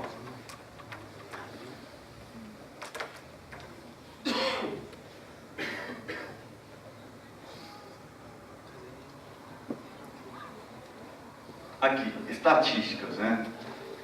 Então, você saber, tem que fazer o curso também. Em mulheres grávidas, né? O que pode ocorrer aqui? Problema com feto, atraso no crescimento intrauterino, parto prematuro. Aqui tem a questão de 2 mães que sofreram aí com o uso da droga. Aqui tem bebê, tem perna amputada devido ao uso de drogas da mãe. Isso foi em Anápolis, Goiânia. Para você ver como as consequências são terríveis, e por isso, um dos motivos que eu sou a favor da internação à força, a internação involuntária, a internação compulsória através de uma medida judicial. Não dá para a gente permitir a pessoa falar em liberdade. Eu estou fumando maconha porque eu tenho a liberdade de fumar, eu estou cheirando porque eu tenho... Você não tem a liberdade. Você não tem a liberdade porque você está preso na droga. Que liberdade é essa? Você é dependente do negócio. E o pior, trazendo prejuízo para a sua vida e para a vida de terceiros. 35% das demissões, a pessoa está envolvida com droga. 50% das faltas, porque a pessoa faz uso de droga. Você pega, por exemplo, quando eu falo droga, que eu não estou falando só de balinha, docinho, cocaína, drogas ilícitas. Eu estou falando das drogas lícitas e ilícitas. Um cigarro normal, ele leva de 5 a 7 minutos para acabar. Um cigarro normal, de 5 a 7 minutos. Imagina você fumante, no seu ambiente de trabalho, e sai para fumar lá o seu cigarrinho. Você fume 10 no horário de trabalho. Você está praticamente 1 hora ausente. Você acha que o patrão gosta disso? O patrão gosta de lucro. Então você está trazendo um prejuízo. O que representa, né, um funcionário que faz uso de drogas para a empresa? Ele representa 3 vezes mais o número de licenças médicas do que as outras doenças. Ele representa 5 vezes as chances de acidente de trabalho, 8 vezes mais o uso de diárias hospitalares, 3 vezes mais o uso de serviços da assistência médica e social das famílias. Quem fuma tem 70% mais chance de precisar de um tratamento de canal. Aqui é um pulmão de um não fumante, de um fumante, e aqui uma boca com câncer, provocado pelo cigarro. Asma, além do câncer, né? Asma, enfisema pulmonar, depressão, entre outras doenças. Tal do narguilé. Tem muita gente aí que brinca com esse instrumento. É um instrumento bonito? É bonito.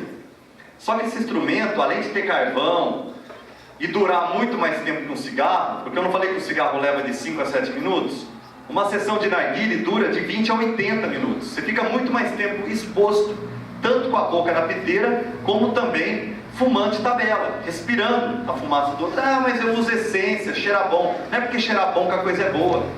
E o problema principal não é o carvão. O carvão é um fator aí de risco, é prejudicial. Mas não é o principal. O principal está nos 2 metais, cromo e chumbo, que são 2 metais que não são eliminados do organismo e geram vários tipos de câncer, inclusive câncer de boca. Se você utilizou o narguilé uma única vez na sua vida, você tem cromo e chumbo dentro do seu organismo. Ah, mas vou ter câncer? Não sei. Então não paga para ver. Quanto mais usar, mais chance de ter. Se você tiver aí a predisposição, a alergia para ter um câncer, você vai ter câncer. Se você tiver a predisposição para se tornar um dependente, você se torna dependente. Dá para saber aqui quem vai se tornar dependente? Não dá. Dá para saber aqui quem vai ter câncer e quem não vai ter câncer? Não dá. Então assim, não brinca, porque isso aqui é uma arma. É uma arma. Cigarro. tem mais de 4.700 substâncias tóxicas. Está lá, no máximo do cigarro. Mais de 4.700 substâncias tóxicas. Não tem uma que você possa elogiar. Eu desafio qualquer um aqui levantar a mão e falar assim: eu fumo, tem uma substância no cigarro que faz bem para minha pele, faz bem para o meu cabelo. Não tem. Não tem. Não tem. E o pior, o Ministério da Saúde adverte fumar, porque é prejudicial à saúde. Então, como que o órgão maior adverte fumar e a droga é lícita, vendida? Porque gera dinheiro, gera lucro, o governo ganha. Só que tem um problema sério aí. O que o cigarro gera de dinheiro, que é muito, não paga os prejuízos que o cigarro causa. Não paga. O cigarro tem acetona, removedor de esmalte, tem terebentina que dilui tinta óleo, tem formol, conservante de cadáver, tem fósforo P4EP6 que é usado em veneno para rato, tem naftalina eficiente e mata baratas, tem também amônia, desinfetante para piso, azulejo e privado. Eu falei só 6. Tem mais de 4.700 substâncias tóxicas. –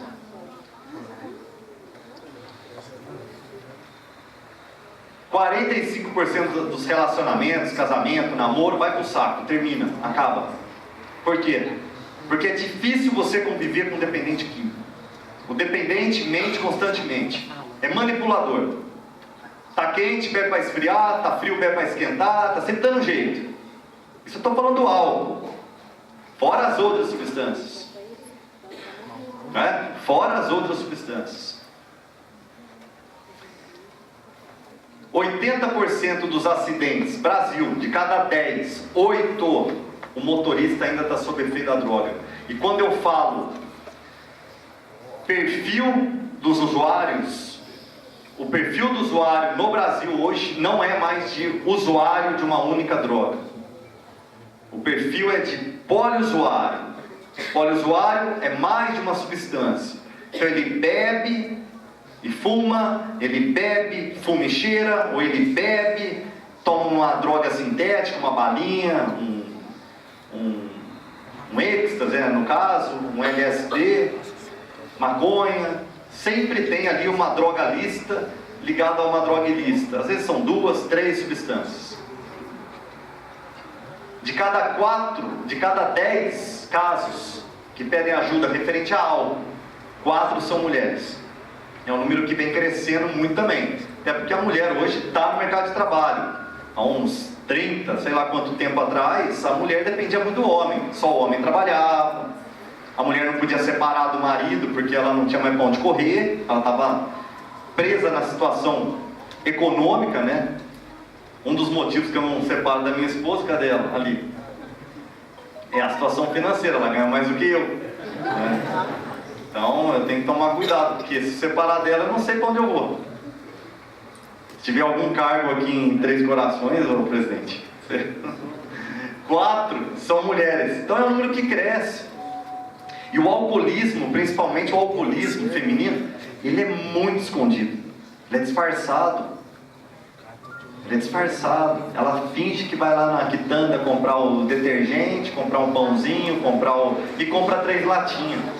E não é sem álcool não, porque tomar cerveja sem álcool é igual dançar com a irmã, né? Não tem graça. Ela vai comprar com álcool mesmo. Mulheres que tomam 3 ou mais doses de bebida alcoólica por dia, vamos colocar 2, 3 latinhas por dia, tem 30% mais chance de estar desenvolvendo câncer de mama. E não vem com essa conversa não, eu não bebo durante a semana, eu só bebo no final de semana. Mas chega no final, toma todas. Tá na mesma. Tá na mesma. 53% dos maiores atos de violência, violência física, verbal, violência sexual, violência doméstica, a pessoa está envolvida com droga. 70% dos maiores atos de criminalidade, a pessoa está envolvida com droga. Aqui é a história da Raquel, é uma campanha mundial. Ela era usuária de cocaína. Cocaína é um pó branco, você pode tanto cheirar ou injetar na veia. Ela misturava com soro e injetava na veia. A diferença de cheirar e injetar na veia é que quando injeta na veia já vai para a corrente sanguínea e o efeito vem mais rápido. E aí os pais divulgaram a fotografia dela. Ela tinha um grande futuro pela frente. Ela morreu de overdose. Overdose é o excesso da droga no organismo. Morreu com 21 anos. Aqui ela está à beira da morte, no quarto. E aqui ela está... Opa! E aqui ela está morta. Aqui está a seringa que ela usava. E aqui toda vermelha porque o sangue vai coagulando, né? Vai empedrando. Aqui tem o antes e depois. A dependência química, acredito que vocês saibam, é uma doença crônica, que tem que ser tratada todos os dias. É uma doença física, mental, progressiva. Você nunca vai ficar na mesma quantidade. O sistema nervoso central ele vai pedindo dosagens maiores. Então hoje é uma latinha de cerveja. Amanhã o sistema nervoso central está pedindo 2, 3, 4 para atingir o efeito passado. Você acha que você vai ficar num baseadinho, num tirinho de cocaína? Não vai. O seu organismo vai pedindo dosagens maiores. Por isso que essa doença é progressiva, a tendência é piorar. E por isso que é crônica. Tem que ser tratada todos os dias. É uma doença espiritual, te afasta de um ser superior. É uma doença incurável, porém tem controle, igual diabetes, tem como controlar. E qual que é o controle? Estacionar a doença. Ah, mas eu conheço uma pessoa que está há 20 anos sem usar droga, está curado. Não está curado, ele está limpo. Ah, mas 20 anos? 20 anos sem usar, ele está limpo. É igual eu pegar uma vela, acender ela, na hora que ela chegar na metade eu apago, guardo aqui na gaveta. Daqui 20 anos eu venho lá para a gaveta e pego essa vela. Ela vai estar da onde apagou. Se eu acender, ela volta a queimar. Então não é porque está 20 anos limpo que está curado. Está com a doença estacionada. Existe o dependente na ativa, que esse é complicado de trabalhar, muito complicado, e existe o dependente limpo. Esse eu respeito muito, porque ele tem muito mais moral. Meu gabinete lá em Campinas, ele é um gabinete que eu falo para você, eu tiro o chapéu para quem trabalha comigo ali. Porque olha, não vou citar aqui o nome, também não vou falar que é 100%, mas grande parte das pessoas que trabalham comigo são dependentes limpos. São dependentes limpos, são pessoas assim que têm moral, que têm dignidade, que têm princípios. São pessoas que realmente reconhecem, né, o próximo, não são apegadas em dinheiro, totalmente voltada para políticas do bem comum. Sempre que vem me sugerir alguma coisa, me fazer uma proposta, é sempre voltada para o próximo. Eu costumo usar o slogan lá: a cidade não fecha, esse vereador não dorme. Meus assessores também não dormem, é impressionante. Se tiver aqui até 3 horas da manhã na rua, vamos até 3 horas da manhã na rua. Se tiver que panfletar sábado, domingo, vamos panfletar. Não tem tempo ruim. Então assim, é muito legal o dependente limpo. Eu dou muita moral para essa população. Antes e depois, ele em 97, ele em 2008, vocês verem a mudança. Aqui está sem data, mas você vê a mudança também. Aqui, 2001, 2008. 97, não estou vendo aqui, 2007. Aí 2008, não, 2005, 2008. Lembrou o Marquito, né? Lá do... Aqui 2000, 2004. Opa, essa aí parece que melhorou. Peraí. Aqui. Deixa eu voltar. Peraí. Aqui. 2000, 2004. 2000, 2007. 2007, 2008. 2006, 2008. E aqui drogas apreendidas pela polícia, aquela coisa que todo mundo sabe, a brincadeira de gato e rato, né? O tráfico tentando fazer lá suas manobras para levar droga para um lado, levar droga para o outro, e a polícia, né? Tentando, de tudo que é forma, pegar essas pessoas que infelizmente dedicam a vida a destruir a vida dos outros. Eu levo muito como exemplo o Fernandinho Beiramar, né? O maior traficante do país, preso num presídio de segurança máxima. Se eu não me engano, são 11 filhos, a maioria são adotados, né? E ele, preso num presídio de segurança máxima, alega que não faz uso de drogas, não bebe, não fuma, não cheira, e não permite que filho nenhum use. Aí parece que o filho mais novo dele, no Rio de Janeiro, começou a usar maconha. Ele mandou os capangas descer o cacete do moleque e falar: ó, filho meu não usa droga. o menino passou para cocaína, internou o moleque. Então o maior traficante do país é contra as drogas, né? Na família dele, na vida dele, mas para destruir a família dos outros, ele é o campeão. E aí tem algumas artimanhas, né, que acabaram utilizando droga dentro do creme dental, aqui dentro de um brinquedo de criança, usaram do brinquedo da Xuxa, né, colocaram cocaína para desbaratinar da polícia. Aqui tem a costura da calça jeans com pílulas de êxtase, a tal da balinha, né? Você pode perceber que se você fizer um diagnóstico, todas as drogas têm nome bonito. Você não vê uma droga com nome ruim. O êxtase, balinha. O LSD, docinho. A cocaína, pó, dona benta, farinha. A maconha, erva santa. O álcool, a água que o passarinho não bebe. Tem uma que é romântica, lança perfume. Você não encontra uma droga com o nome, a raspa da canela do capeta, o lixo do lixo. Você não enxerga isso. É só nome para atrair o povo. Não é? É tudo convidativo. A cerveja, né? Gelada. Aqui, ó. E eu não vejo problema nenhum também em beber. Até porque a bebida ela é símbolo das comemorações. Só tem que tomar cuidado, porque a gente está falando de uma droga que gera dependência. Né? Eu tenho uma bisavó que faleceu com 101 anos bebendo todo dia um vinho chamado sangue de boi. Bebia todos os dias. Não era uma taça, não. Mas tá lá, 101 anos, escrevendo redondinho, mandava carta para todos os netos, bisnetos, morava sozinha, subia de escada, fazia gelatina, 9 horas da manhã ligava pro meu pai para me levar lá para comer gelatina. Compensação, tem gente que não pode tomar o vinho do padre que vem de a mãe, né? Cadeira de roda, fundo falso, com maconha. Aqui o Robocop preso no aeroporto, com embalagem de droga nas pernas. Aqui mortes de respeito à vida, que são cápsulas de cocaína, né, engolida por um passageiro. Ali, ó. Aqui todas as cápsulas aqui, ó. Normalmente eles usam preservativo, camisinha, coloca a droga dentro, que é o material mais resistente, e engole.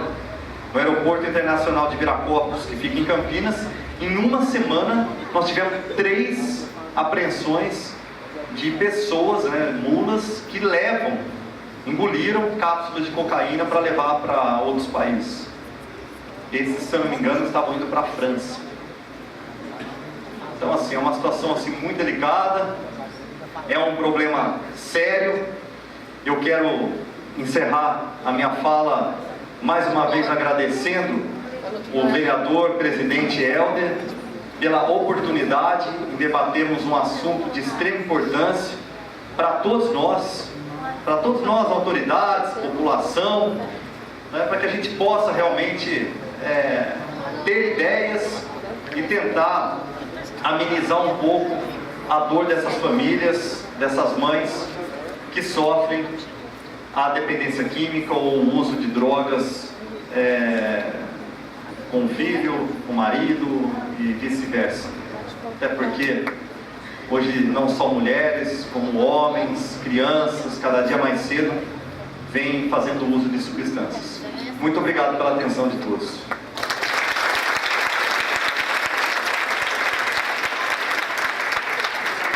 Vamos abrir a palavra agora ao público, quem quiser fazer pergunta aos debatedores. Nós temos alguns colegas aí na plateia, se vocês quiserem, é só levantar a mão que ele chega até vocês para anotar. Pessoal, aqui na frente também, se quiser.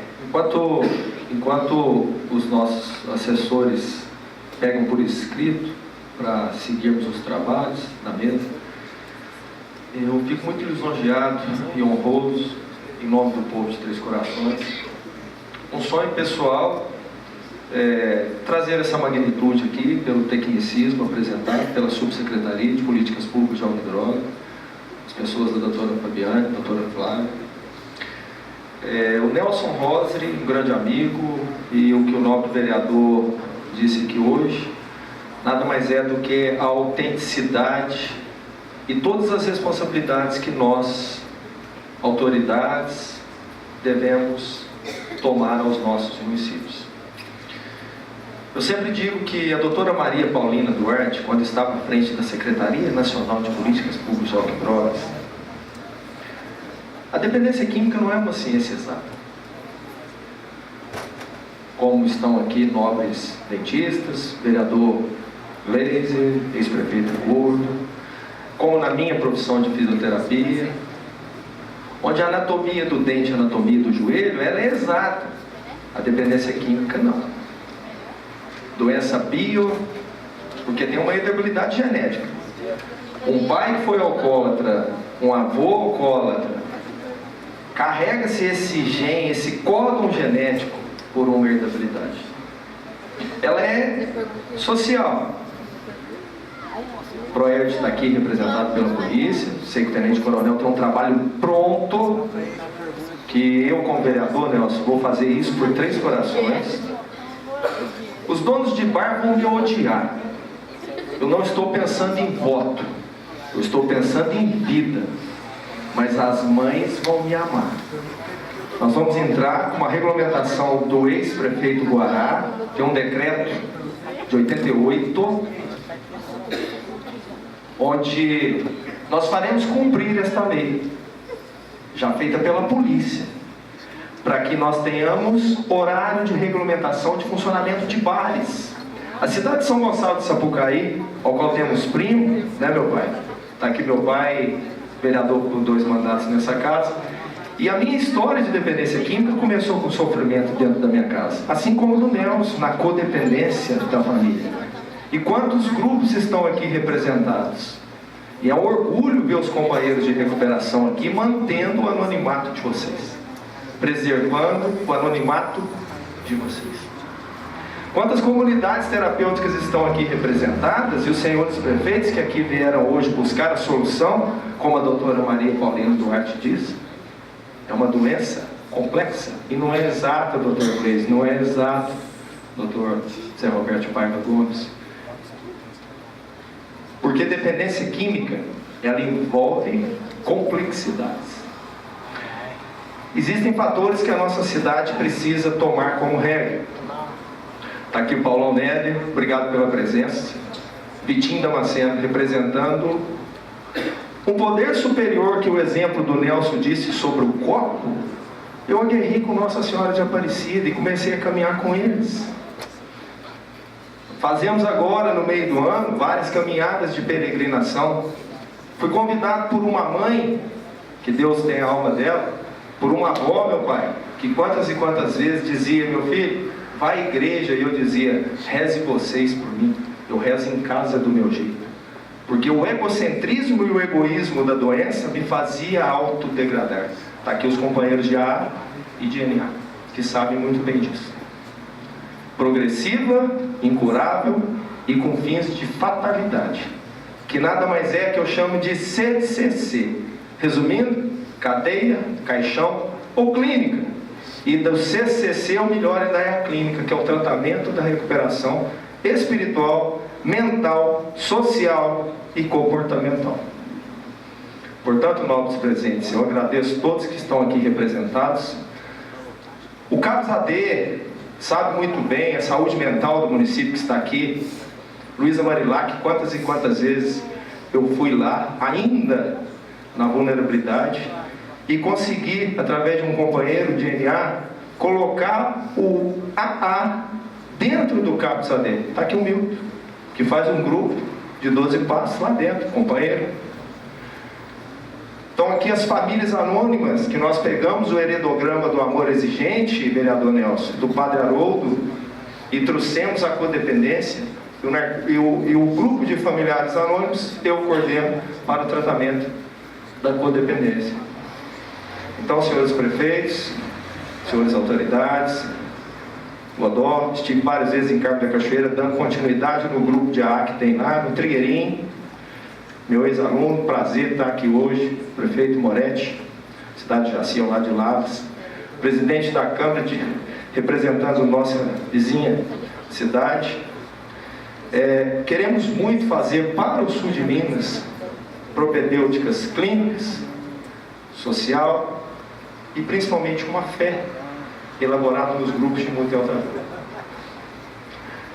Estou entrando com um projeto de lei na casa que também faz com que o poder público e as pessoas ligadas ao pedagógico, à parte clínica, projeto de lei que tenha prevenção, assim como a representatividade do PROERD nas escolas públicas municipais.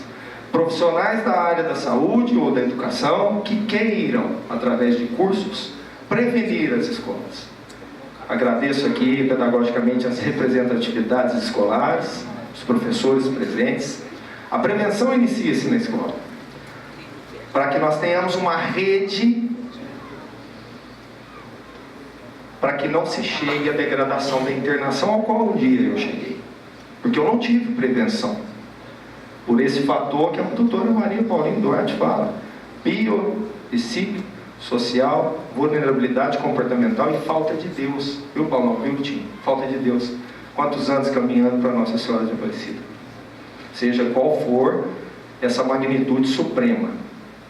Não falando, como disse o vereador Nelson, em religiosidade, mas com fins, Dr. Joel, representando a OAB aqui, de fé, espiritualidade.